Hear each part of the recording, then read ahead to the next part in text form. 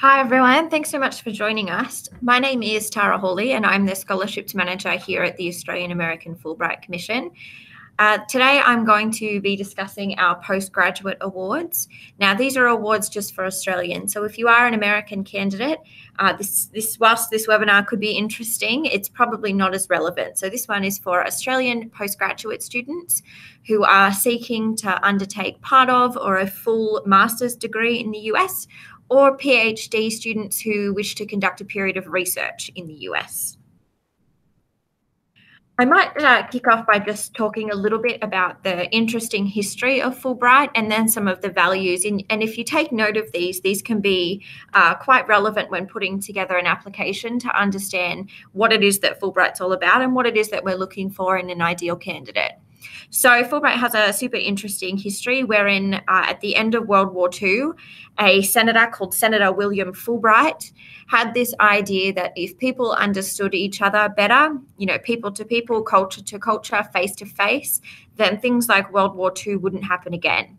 And he had an even better idea, which was, what if we use the surplus of war materials to found a scholarship program which could achieve this people-to-people exchange.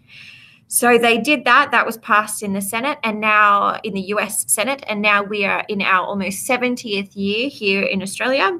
And there are 160 other offices just like us all around the world that are operating this exchange between the US and their own country.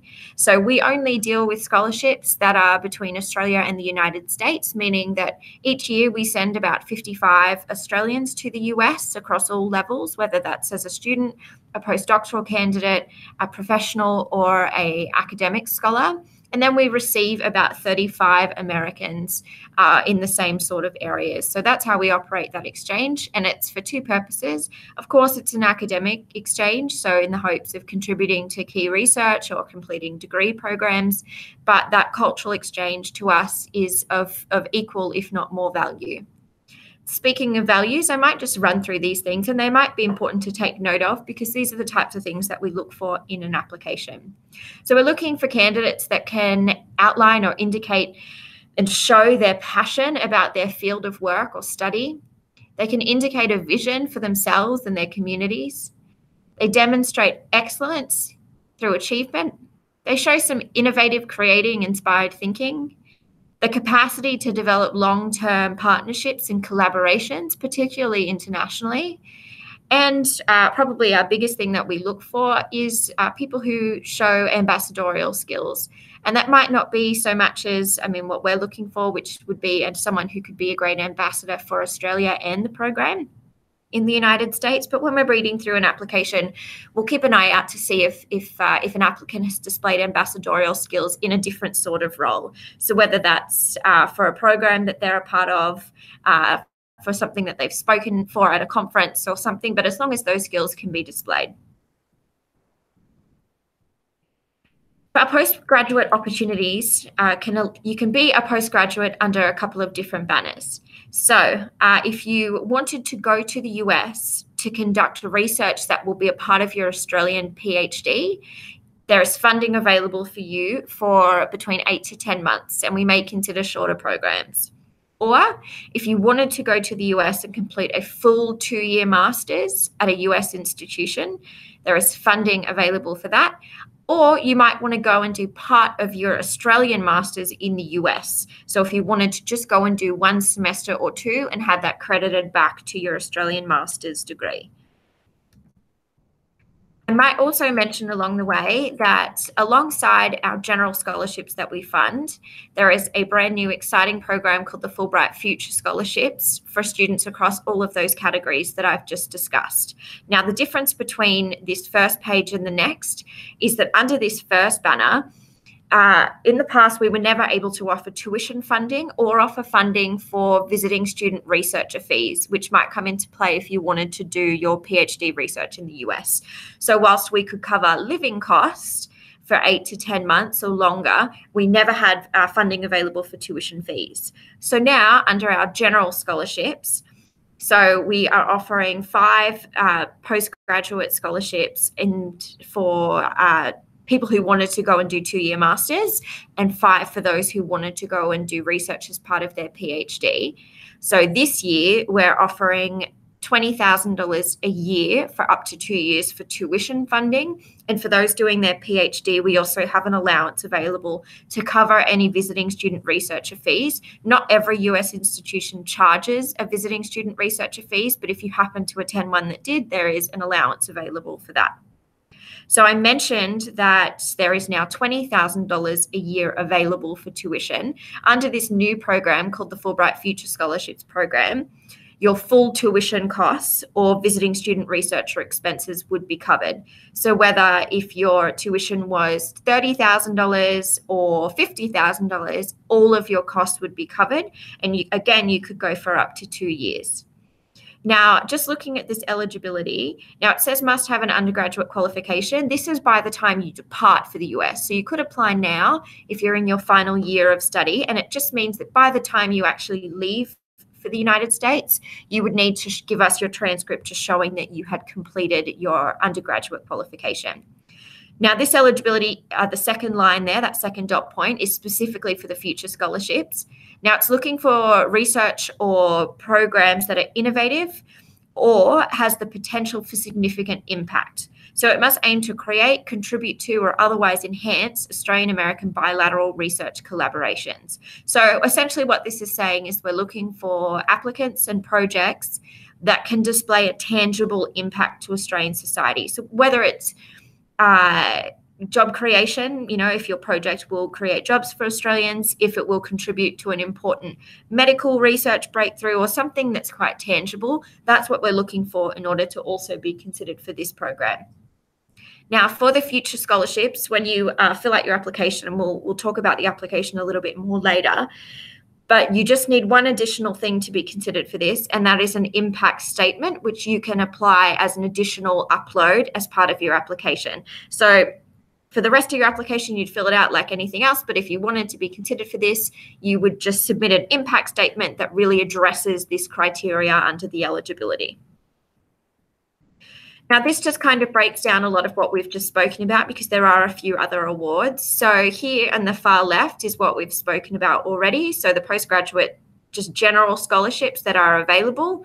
And as I mentioned, there are 10 available under this category, but for the Fulbright Future Scholarships, there are up to 20 available. So we're just trying to fund as many as humanly possible each year for the next 5 years.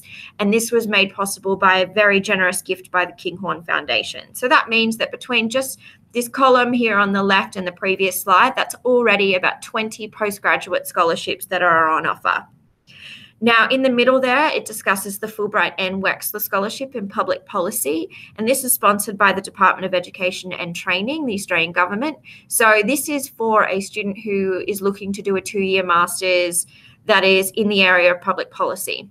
Now, if you look on our website, when we say public policy, that's quite broad. So it could be environmental, it could be strict public policy, but as long as you're in the sphere of public policy or policy, you can indicate to also be considered for this award. If you are an Indigenous or Torres Strait Islander candidate, you might also like to elect to be considered for a separate Fulbright Indigenous Scholarship. Now, 2 are available this year, and these are sponsored by the Department of Prime Minister and Cabinet, and it's all of the same, the same inclusions as the other programs. It's just you can also elect to be considered for this one. Now, lastly, every single state and territory in Australia has their own scholarship that is available for postgraduate students. Now, to be considered for this one, you'd submit just a normal application, but you'd also want to include a statement about how your project or your work would be relevant to your home state upon return. So, for example, if you wanted to go and do PhD research and you were doing medical science and your goal is to come back and work in a hospital in your home state, then you could discuss that you're hoping to bring the knowledge that you've gained in the US back to Australia and back to your home state. Now, this is a lot of awards that I have just discussed, so I might just quickly explain that whether you're applying for the Fulbright Future, for one of our general scholarships, for the NWEXLA, the Indigenous, or the Fulbright State and Territory, you only need to submit one application. So you would go to the application link and you would fill it out, and you would just note within your application which awards that you would like to be considered for. So you're automatically considered for this column here on the left, which is just our general postgraduate scholarships.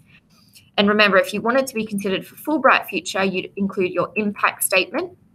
If you wanted to be considered for the Fulbright and Wexler Scholarship, we'll automatically do that if you're in the area of public policy and that's what you're outlining that you wanted to do, a 2-year master's in that field. But you would elect in your application just a notation that you would also like to be considered for the Wexler. If you tick the box on the checklist that comes with the application that you would like to be considered for the Indigenous Scholarship, we'll certainly do that as well. And if you want to be considered for a Fulbright State or Territory Scholarship, you also need to include a statement about those benefits to the home state. So say, for example, if I consider myself eligible for all of these things, I'd fill out my normal application, I'd do my impact statement for Fulbright Future Scholarships. I'd note in my application that I wanted to be considered for the Wexler and the Indigenous Scholarships. And I'd also include an impact statement for the Fulbright State and Territory Award. So just outlining how it's relevant to the home state.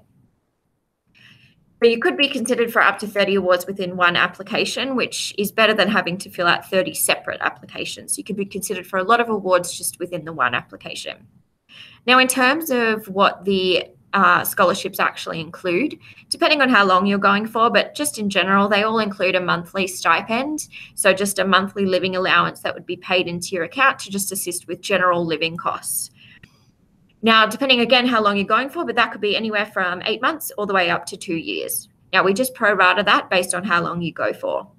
We also offer an international travel allowance, which means your international flights to and from the United States would be covered. Some scholarships include an establishment allowance, meaning just a one-off payment right at the start of your program, which is designed to cover things like your rental bond and setting up a new phone and that sort of thing. Some scholarships include a dependent allowance, which is a one-off payment if you are bringing a dependent with you that is going to be with you for most of your program, which is about 80% or more. And it's a one-off payment that essentially assists with the cost of their flight. So it reimburses you essentially for that cost. All scholars have ASPE health and accident cover included. Some scholarships, it's not noted here, but as discussed prior, if you're doing coursework, so masters, whether if you're in the general category, that's $20,000 a year for up to 2 years, so $40,000 available. And if it's for the Wexler, it's about $60,000 over the 2 years, which is towards your tuition. And if it is the Fulbright Future Scholarship, it is all of your tuition costs, no matter the amount. And if you're going for PhD research, there is an allowance built in to cover any of those visiting student researcher fees that I discussed earlier. Now, a critical part of the Fulbright program is that we have an amazing alumni network. So just between Australia and the US over the last 70 years, we have funded 70 students and scholars. And it's critical to us that you have an opportunity to connect with them. So say, for example, if your program was in Boston, one thing that we do, for example, is we would contact all of our American alumni that live in Boston and let them know that you're coming. So that way they can welcome you, and often they organize to pick you up from the airport and have you over for Christmas, and they really make a big effort to connect with you. But we also put you in touch with every Australian alumni who has been to Boston. So you can ask them the questions like, well, where did you live? Do you have any tips? Did you get a car? Where did you put your kids in school? All of those sorts of things. You can talk to people who've actually done it before. We also run an orientation program each year. Now, I'll go through the timeline shortly, but a few months after candidates find out that if they are successful or not, we bring all of our recently arrived American scholars and all of our recently selected Australian scholars together in late February, early March here to Canberra, and we run a 2-day orientation program. And as part of that, we run a gala presentation dinner, which is where we formally announce that you have been selected. And it's attended by about 400 people, ranging from government to the private and public sector. Another great opportunity is that our colleagues in the US run an enrichment program, which means that, say, if we'll use the Boston example again, if you were going to Boston, they might organize for you to stop off in LA or Chicago. And they bring together all of the students and scholars from Fulbright commissions around the world, and they bring them together. So whilst through our orientation program, you would just be meeting the Australians going to America and the Americans coming to Australia, at one of these enrichment sessions, you could meet Fulbright scholars from Japan and Sweden and all around the world, which is an amazing opportunity for networking. Now, on top of that, we provide extensive support from the Commission. So we do everything with you, all of your paperwork, your visa paperwork, we prepare you to go. So we really hold your hand through the process to make sure that you make your program on time, and we just do everything step by step with you. Now, we might just cover off some basic eligibility. Now, for the Australian scholarships, you must be an Australian citizen by birth or naturalisation. Now, you can hold dual citizenship with any other country that's not the United States. So if you do happen to hold US-Australian dual citizenship, unfortunately, you would be ineligible for a Fulbright scholarship. Now, you must be a resident in Australia at the time of application, with those exceptions there for those that are serving in the armed forces and diplomats posted overseas. So you must be in Australia at the time of application, particularly when applications close, which is the 15th of July, and during selection, because most student interviews are conducted in person. Now, just some small tips there, that scholars must travel on a valid Australian passport. And of course, the scholarships are contingent upon the candidate's capacity to secure a J1 visa.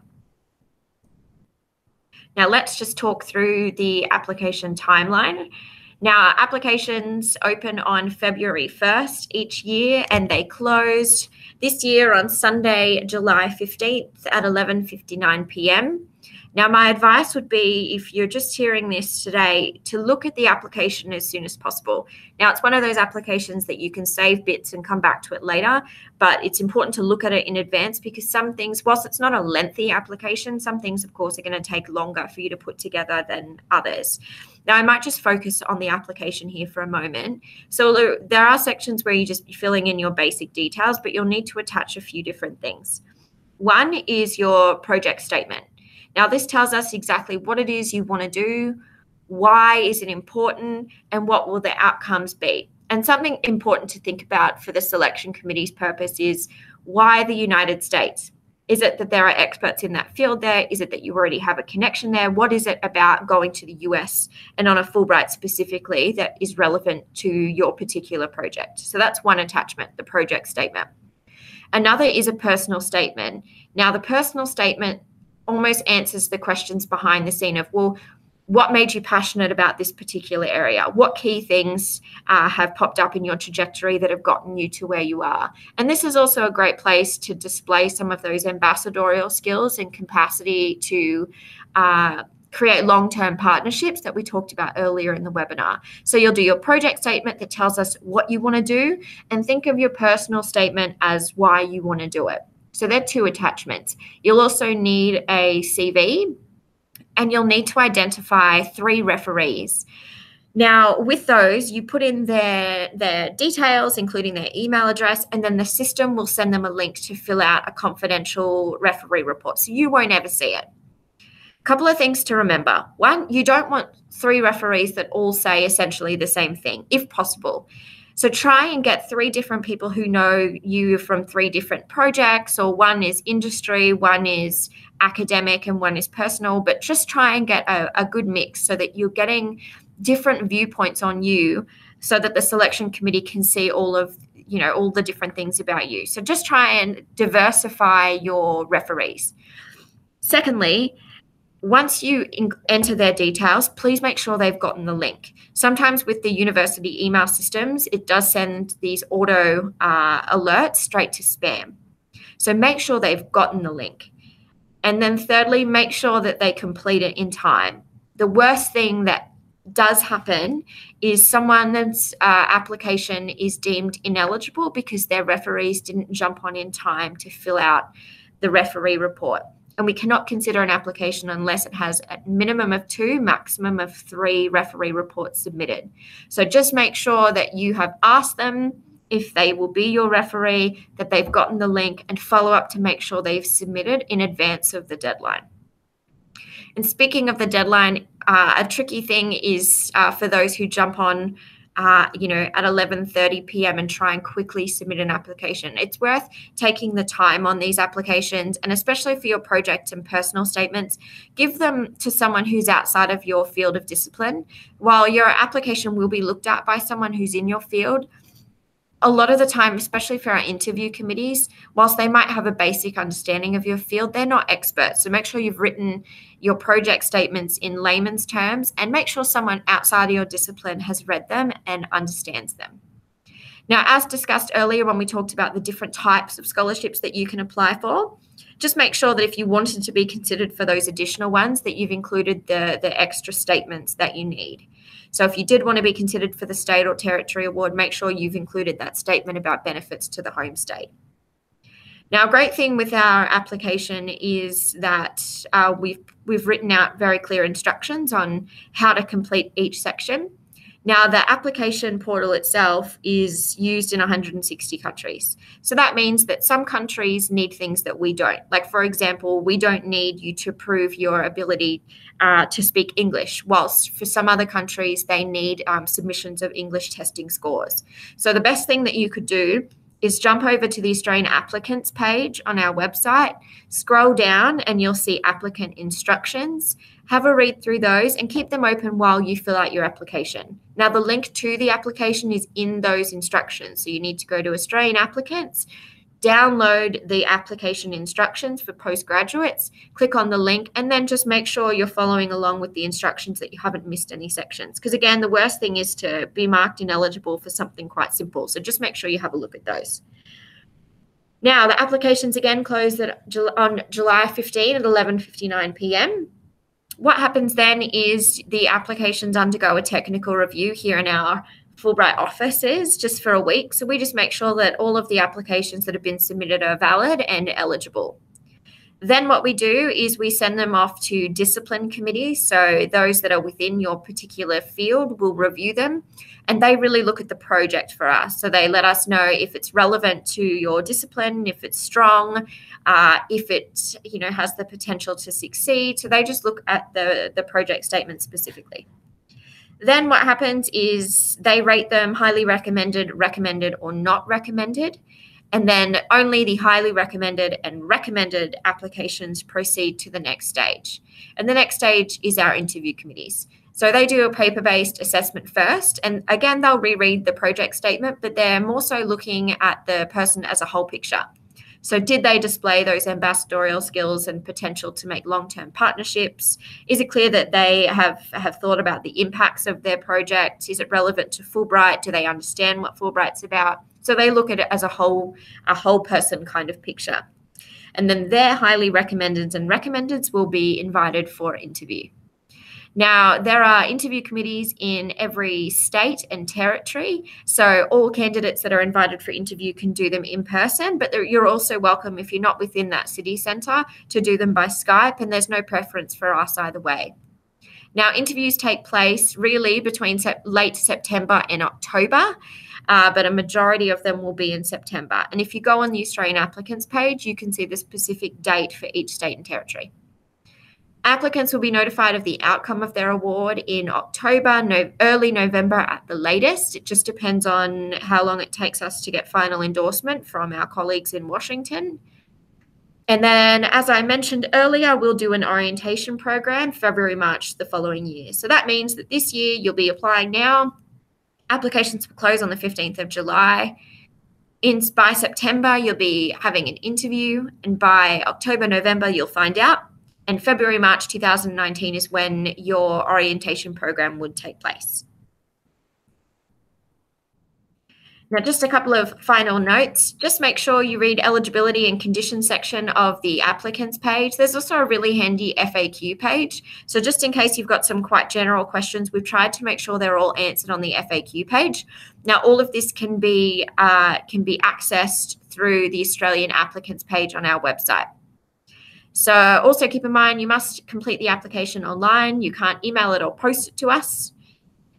If you want to discuss your application with someone who has been in the same boat, so a previous successful Fulbrighter, if you look on our campus advisors page on our website, you'll see that there's someone that's connected to every single university in the country, and you might just want to shoot them an email or ask if they're willing to take a look at your application or give you some advice.